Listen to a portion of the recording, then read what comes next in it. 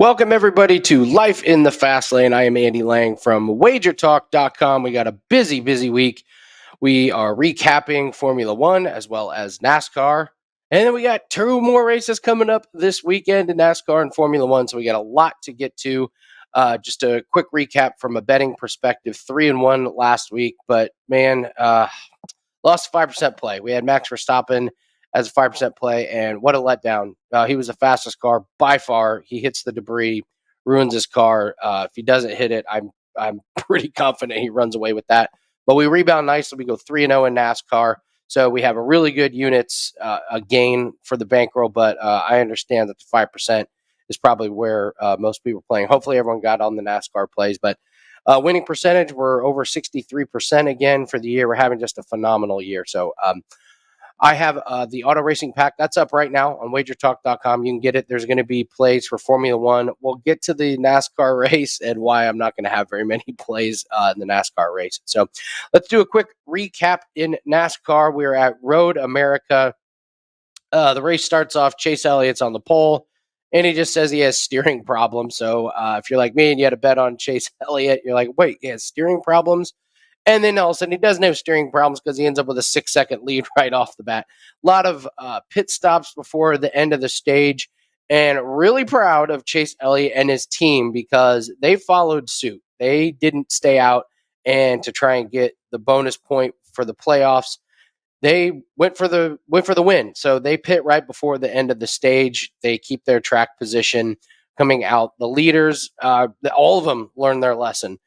So Chase Briscoe wins stage 1. He gets a playoff point. Ryan Blaney wins stage 2. He gets the playoff point.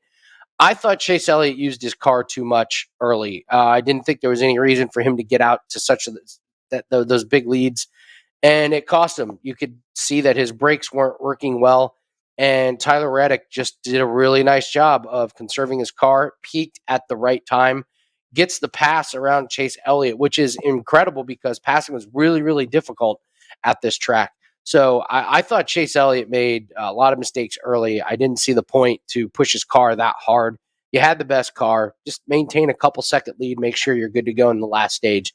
And it cost him a win, I think. So congratulations to Tyler Reddick. That was cool to see him get that win. The Joe Gibbs cars, trash. Once again on a road course. They are not getting their setups right. This is 2 road courses in a row where they were just not competitive. Truex finishes 13th. Denny Hamlin 17th, Christopher Bell 18th, and Kyle Busch 29th. I don't know what it is with them. I faded Christopher Bell. We cashed that ticket easily. We had Reddick over Bell, but I don't know why these Gibbs cars cannot get their setups right, but this is a gigantic red flag and an alarm for them because next road course, we're just going to be betting against them. I mean, you could have faded every single one of these guys and done really well. So that's going to be a really good angle coming up on the road course. Hopefully don't get burned. So congratulations to Tyler Reddick on that. Let's just go ahead and do the Stenhouse Award. We have a mixture of Formula One and NASCAR. So we'll start with Formula One. Pierre Gasly touches George Russell on the start, causes a huge wreck. I'm not sure it was necessarily Gasly's fault, but somehow he's the only one that can continue. Everyone wrecks around him, and then what does he do later in the race? He gets into a wreck with his teammate Tsunoda. So congratulations to Gasly. Who knows how many millions of dollars Gasly cost the teams during that race. We mentioned it. Verstappen hits debris, punctures his tire, takes himself out of the running for the win.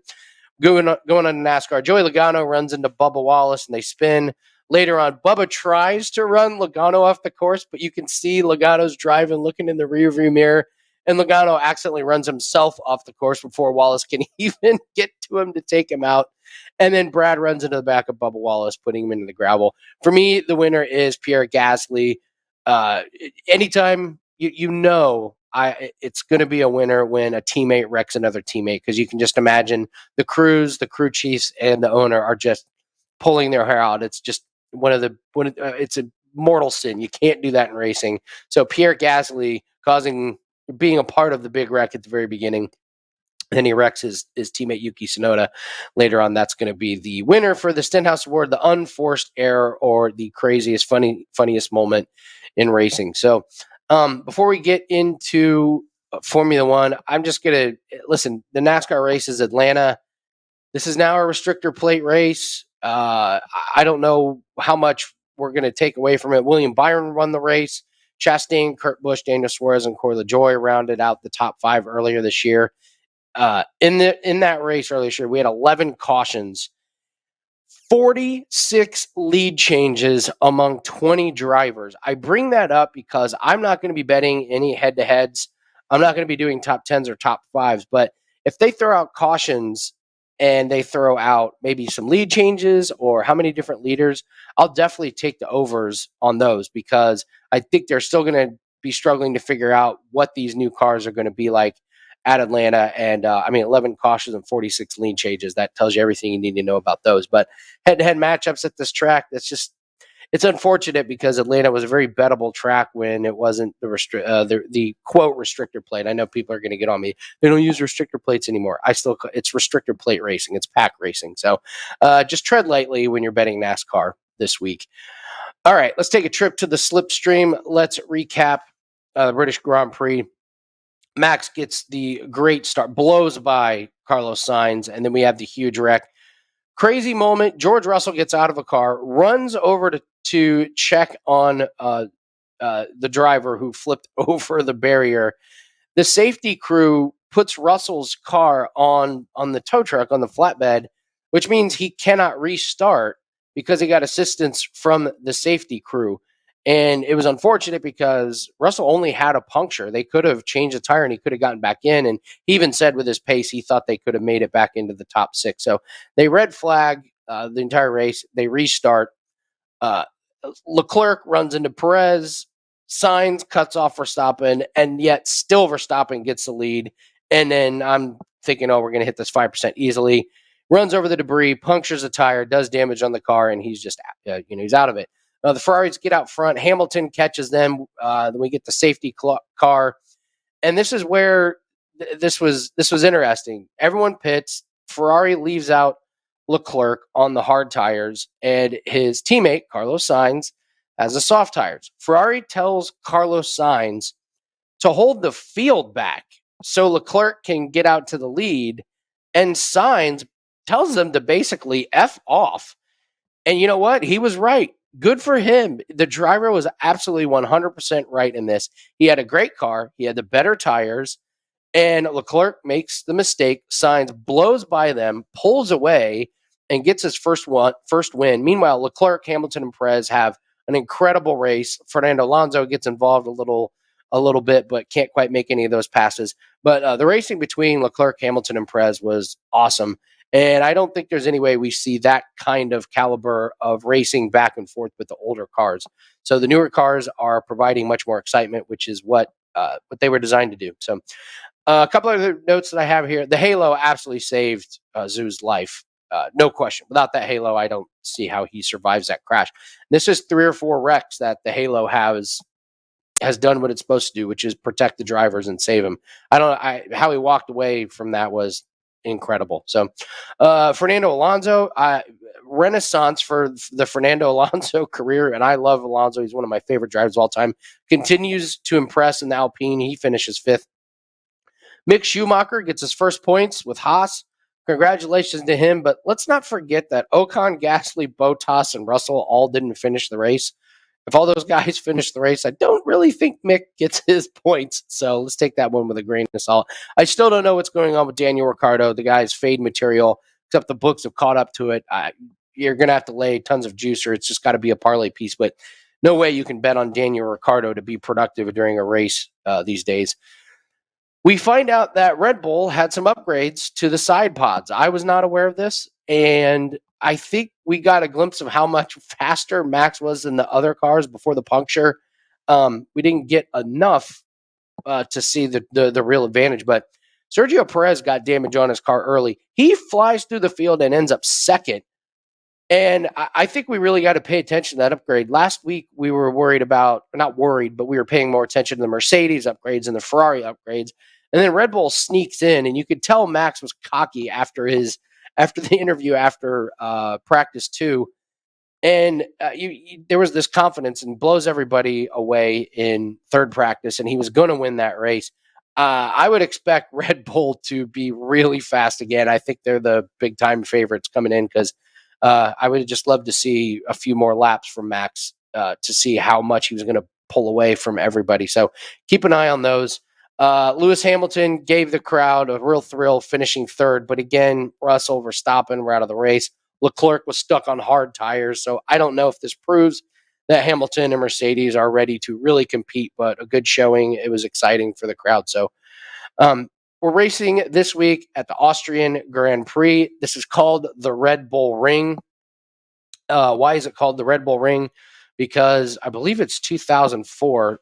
The guy who founded Red Bull has so much money, he just decided he was going to buy a Formula One team, which was the former Jaguar team, and he turned it into Red Bull Racing. And then he was like, I'm just going to buy a track. So he bought a Formula One track. That is FU money right there. To have so much money, you decide I'm going to buy not only a Formula One team, but a Formula One track. So we're racing the Red Bull Ring. This track isn't real big. One lap around this track is going to be 20 seconds faster than last week's track. It has 3 long straights with 3 DRS zones, and then it has a section with tight turns. It's almost like a couple different tracks meshed together. The turns coming off the straights are very sharp. So when you're looking at the track, you can see they're going to be flying down the straightaway, and then they got to really hit the brakes hard. That's going to be some crazy passing attempts. When you got DRS, you got that braking zone. I would expect multiple guys to lock up their brakes going into these turns. Expect some really aggressive racing, which is great for the fans. Could make it a little bit tough for betting because if a guy is flying down that straight and he thinks he's got a shot, he's going to go flying into that turn and slamming on the brakes. So hopefully the guys that we bet on are able to take control of their cars. Max Verstappen just dominated last year in the old car. He was fastest in all practices, fastest in qualifying, and then he led every lap of the race. It was the complete sweep. Now, obviously, the cars were different last year, but Red Bull is really good at the Red Bull Ring. I would expect them. To do it again. Just a reminder: this is a sprint race weekend for Formula One. So the schedule goes: they're going to practice, and then they're going to qualify. The qualifying results will set the lineup for the sprint race, and then they'll race the sprint race, and the final results will set the lineup for the race. I don't think the sprint race has gotten the results at Formula One once. I think they expected it to be a lot more exciting, but what we're seeing is drivers, and hard to blame them for this. They're just playing it safe, and once the sprint race starts, they kind of fall into line, and there's not really any push for passing. And it makes sense because if you try a difficult pass and if you make the pass, you only gain one spot. But if you wreck, you got to start in the back. So I would expect guys to kind of fall in line again and follow the leader type of thing. We did see Max make a really good pass to get the pole. I believe it was the last sprint race they had where he just stayed behind Leclerc and passed him at the end. But so make sure when you're looking at your betting and looking at the schedule, you understand that there's going to be a sprint race.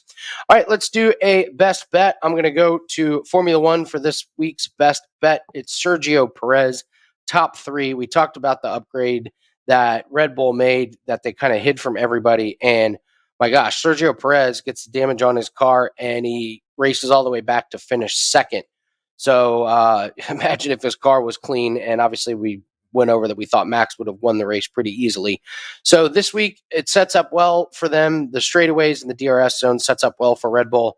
Sergio Perez, if he keeps it clean, I believe is going to be on the podium, and we're getting a fantastic price for this, minus 105 on the domestic books. So take a look at Perez to make the podium. I think he's going to be faster than both the Ferraris, to be honest with you. So, all right, that's best bet. Sergio Perez, top 3. Auto Racing Pack is up now on WagerTalk.com. We've hit 63% of our bets this year. No better time to jump on board as we got 2 races this weekend. So good luck. Let's have a profitable weekend, and I'll see everyone next week on another edition of Life in the Fast Lane.